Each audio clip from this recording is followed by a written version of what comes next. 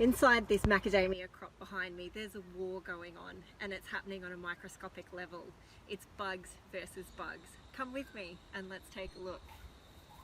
Organic food is increasing in popularity as we become more aware of insecticides that are used in our crops.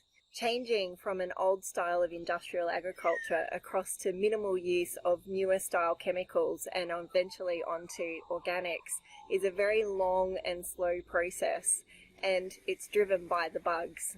You would be aware of insects that damage our crops. After all, in Australia we've all heard of a plague of locusts.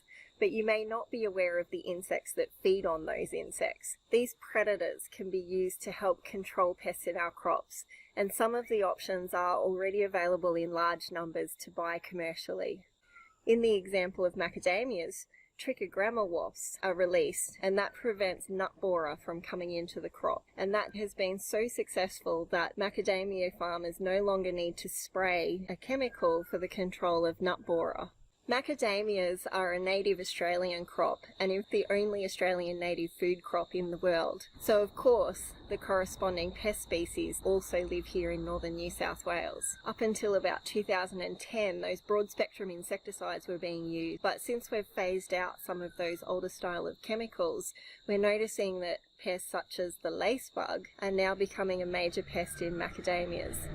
Lace bugs have been successful in damaging up to 100% of crops in this area. My research aims to answer some questions we have about lace bugs, such as how long they live for and where they go when they're not feeding on macadamias, which are questions we don't know the answers to yet. And I also hope to identify which predator insects are feeding on lace bugs. I went ahead and set up a lab experiment, and I used some of the commercially available predators and put them into a petri dish, which I called the Colosseum, and it was all on bug versus bug.